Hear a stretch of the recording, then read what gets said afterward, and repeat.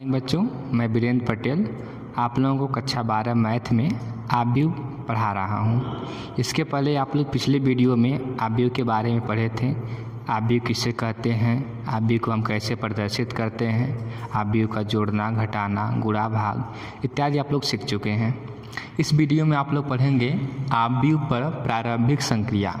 ठीक है, आव्यूह पर प्रारंभिक संक्रिया, इसके बारे में आप लोग इस वीडियो में पढ़ेंगे। इसको एक दूसरे नाम से भी हम जानते हैं आव्यूह रूपांतरण। इसे हम आव्यूह रूपांतरण या आव्यूह पर प्रारंभिक संक्रिया इन नामों से जानते हैं।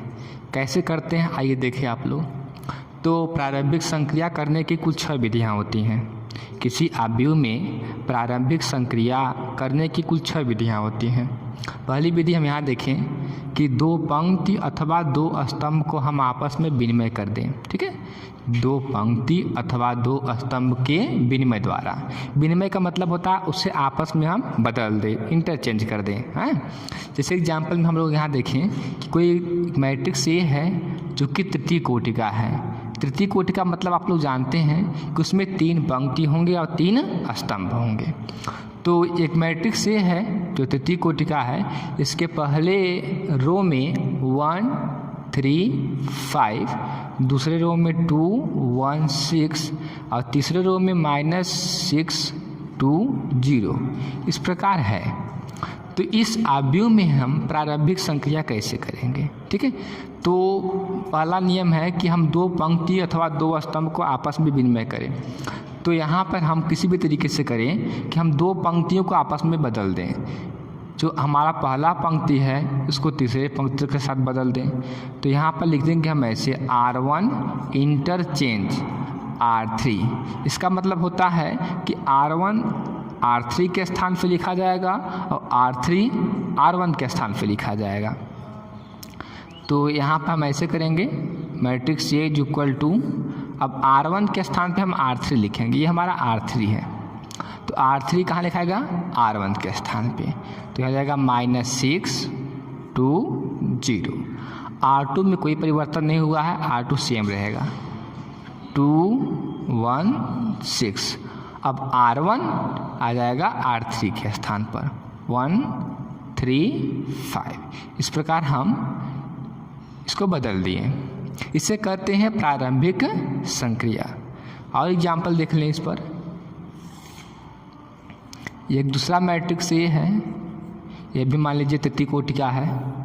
तो एक दूसरा एग्जाम्पल हम लोग देखें। एक मैट्रिक्स ये है, यह भी तृतीय कोटि का है। इसके पहले रो में A B C, दूसरे पंक्ति में D E F और तीसरे पंक्ति में G H I है।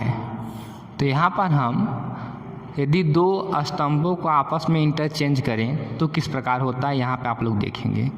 मान लीजिए हमने यहाँ पर C2 को इंटरचेंज किया है किसके साथ बेटा? C3 के साथ। तो C2 इंटरचेंज C3, इसका मतलब हो गया कि जो C2 है वह C3 के स्थान पर लिखा जाएगा और जो C3 है वह C2 के स्थान पर लिखा जाएगा और जो C1 है उसमें कोई भी परिवर्तन नहीं होगा। तो यहाँ पर हम देखेंगे इस प्रकार कि जो C1 है हमारा उसमें कोई परिवर्तन नहीं होगा A T G, और जो C2 है वह C3 के साथ और C3 C2 के साथ इंटरचेंज हो जाएगा। तो जो C3 है यहाँ पे लिखा जाएगा C2 के स्थान पर C F I, और जो C2 है C3 के स्थान पर लिखा जाएगा यहाँ पर B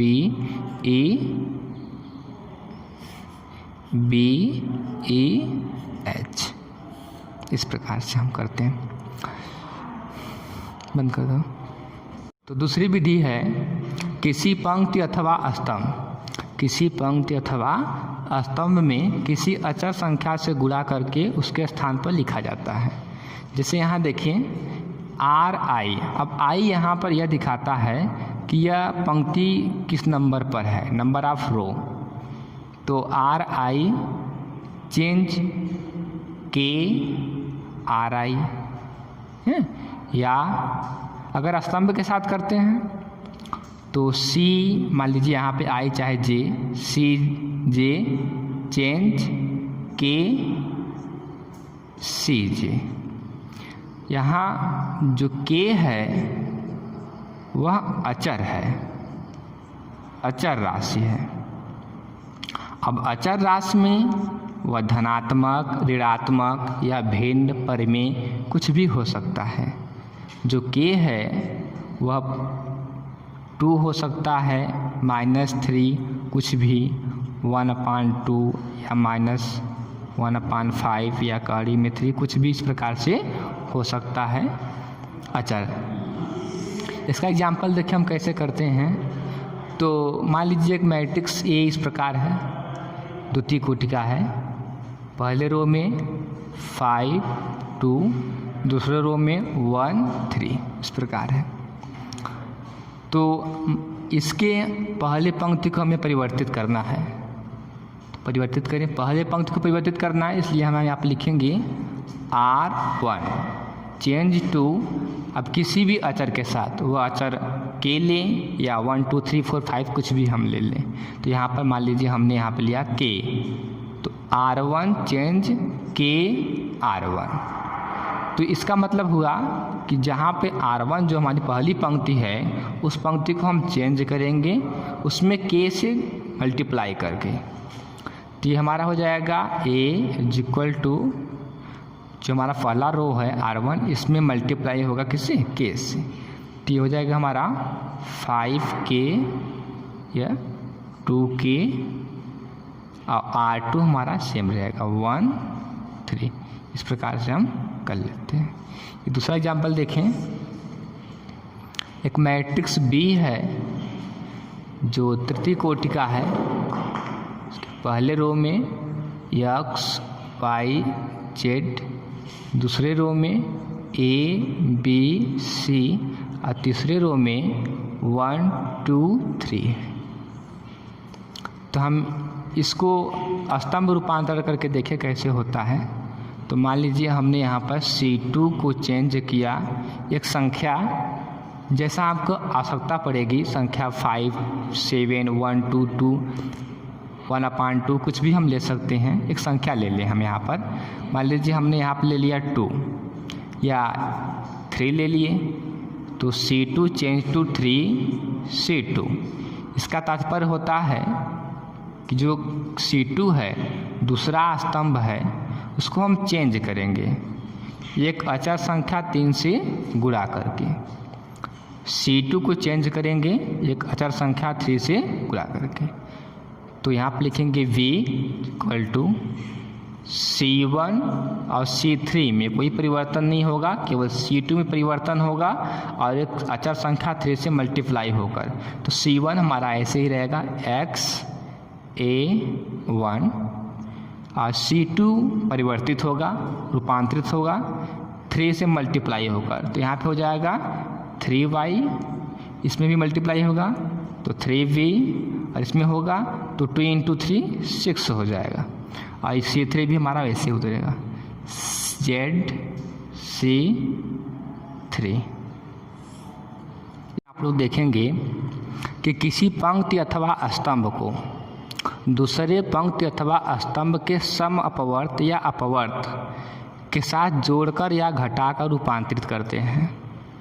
फिर से सुन लीजिए बच्चे कि किसी पंक्ति अथवा स्तंभ को दूसरे पंक्ति अथवा स्तंभ के अपवर्त, अपवर्त मीन्स होता है कि पहाड़ा, मान लीजिए कि वो किसी 5 है तो 5 का पहाड़ा और उसके अपवर्त होते हैं, जैसे 5 के अपवर्त 5 10 15 20 25 30, ये उसके अपवर्त हो गए। तो किसी पंक्ति अथवा स्तंभ को दूसरे पंक्ति अथवा स्तंभ के साथ या उसके अपवर्त के साथ घटाकर या जोड़कर रूपांतरित करते हैं। इसमें हम कैसे करते हैं, यहाँ देखें। मान लीजिए कि कोई रो है या कोई पंक्ति RI है, ठीक है, RI, तो इसको हम इसी के अपवर्त के साथ, तो RI change to RI minus या प्लस कुछ भी हम कर सकते हैं। यहाँ पर कोई भी अचर संख्या k R2 या R3 या हम यहाँ पर RJ इत्यादि नामों से भी इसको प्रदर्शित कर सकते हैं। इसका मतलब हो गया कि R I change to R I minus K R J, या स्तंभ के साथ भी हम कर सकते हैं ऐसा। तो इसको हम लिखेंगे सी जे या C I change C J plus या माइनस कुछ भी कर सकते हैं अपने आवश्यकता अनुसार हम, के कोई अचर हो, यहाँ पर सी आई। तो इसमें ध्यान दें बच्चे कि अगर हम आर आई को चेंज कर रहे हैं तो आर आई चेंज आर आई, यहाँ पे हमेशा आर आई, अगर यहाँ पे आर वन है तो यहाँ पे आर वन होगा, यहाँ पे आर थ्री आर टू कुछ भी हो सकता है, पर यहाँ पर आर टू हो तो यहाँ पर भी आर टू होगा। अगर यहाँ पर सी टू होगा तो यहाँ भी सी टू होगा। जैसे एग्जांपल देखें, आर टू चेंज, अगर R2 चेंज करना हो तो हम R2 ही लिखेंगे, उसके साथ यहाँ पे जोड़ प्लस या माइनस कुछ भी अपने आवश्यकता अनुसार कर सकते हैं।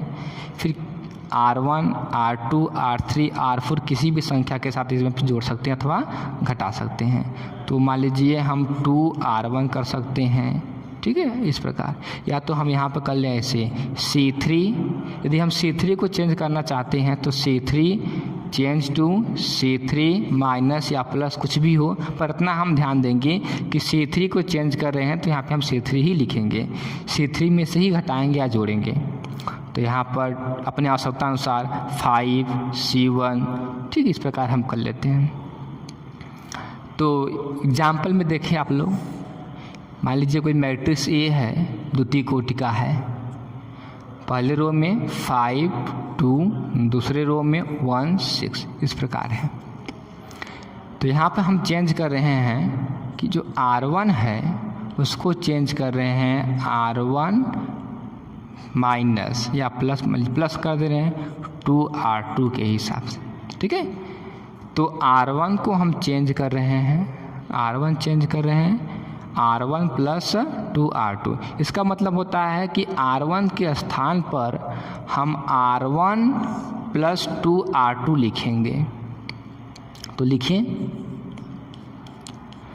R1 5 2 है, R1 5 2 है, लेकिन R1 को चेंज करना है और उसके स्थान पे हमें लिखना है R1 प्लस 2R2। अच्छा, R2 क्या है? R2 है 1 6, यही हमारा R2 है। तो R2 में 2 से मल्टीप्लाई करना होगा, तो 2 से मल्टीप्लाई करेंगे तो यहाँ पे हो जाएगा 2, यहाँ पे हो जाएगा 12, और R1 प्लस 2R2, मतलब R1 के साथ हम R2 को नहीं बल्कि 2R2 को जोड़ेंगे। तो अगर 2R2 करेंगे 2 से मल्टीप्लाई हुआ तो यहाँ पे हो जाएगा 2, यहाँ पे हो जाएगा 12, तो 2 और प्लस यहाँ पर 2 प्लस 5 हो जाएगा यहाँ पर 7, यहाँ पर हमारा 12 है, 12 और प्लस 2 14 हो जाएगा।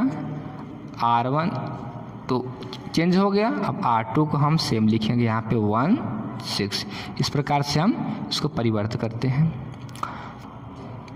अगला एग्जाम्पल देखें आप लोग, एक मैट्रिक्स B है, ये भी द्वितीय कोटि का है, या मान लीजिए तृतीय कोटि का ही है। 1 5 6 2 1 7 1 0 5, इस प्रकार है। तो यहाँ पे हम स्तंभ रूपांतरण देखें, स्तंभ में रूपांतरण कर रहे हैं। तो C2 चेंज टू या टेंस टू भी इसको बोलते हैं, C2 चेंज टू। तो बच्चों ध्यान दें, आपको हम पिछले बताए भी थे कि अगर यहाँ पे C2 है तो यहाँ पे हम C2 ही लिखेंगे, C2। अब अपने आवश्यकता अनुसार जैसे हमको ज़रूरत है यहाँ पे प्लस या माइनस कुछ भी हम कर सकते हैं। तो यहाँ पे हम प्लस कर लिए, यहाँ पर 3, अब 3 चाहे यहाँ पे 2 चाहे यहाँ पे 5 -1 1/2 कुछ भी हम कोई अचर संख्या ले सकते हैं। तो यहाँ पे हमने लिया 3, उसके बाद यहाँ पे C1 C2 या C3 कुछ भी कर सकते, तो हमने यहाँ पे कर लिया C1। इसका मतलब होता है कि जो C2 है दूसरी पंक्ति है वह चेंज हो रहा है, और किसके अकॉर्डिंग? C2 प्लस 3 C1 के अकॉर्डिंग, मतलब C2 के स्थान पे लिखा जाएगा C2 प्लस 3 C1, ठीक है। जो C2 है उसी के स्थान पे हम लिखेंगे C2 + 3C1। तो बच्चे ध्यान दें कि केवल हम यहाँ पे लिखे हैं C2 चेंज, इसका मतलब कि C1 और C3 में कोई भी परिवर्तन नहीं हो रहा है, बस केवल C2 में परिवर्तन हो रहा है। तो C1 वैसे सेम हमारा रहेगा 1 2 1। अब C2 चेंज हो रहा है, लेकिन C2 चेंज हो रहा है C2 + 3C1 के अकॉर्डिंग। तो C1 नहीं बल्कि 3C1 है, ये हमारा C1 है, इसमें मल्टीप्लाई होगा 3 से। जब 3 से मल्टीप्लाई करेंगे, बच्चे ध्यान दें, उससे हम शो नहीं करते हैं, मल्टीप्लाई करते हैं और जान लेते हैं कि यहाँ पे आ जाएगा 3, यहाँ पे 6, यहाँ पर 3। यहाँ पे हम 3 बस जानेंगे, शो नहीं करेंगे। तो यहाँ पे हो जाएगा 3, तो 3 और प्लस C2 की बात हो रहा है, तो C2 हमारा यह है, तो 3 + 5, 3 5 8, तो यहाँ पर हम लिख देंगे 8। यहाँ पे जब हम मल्टीप्लाई करेंगे तो यहाँ हो जाएगा 6, 6 और 1 7। यहाँ पे मल्टीप्लाई होगा 3 से, तो 3 हो जाएगा, 3 + 0 तो जाएगा 3। और C3 जो है उसमें कोई परिवर्तन नहीं हो रहा है, ऐसे ही 6 7 5 हो जाएगा। ठीक बच्चे।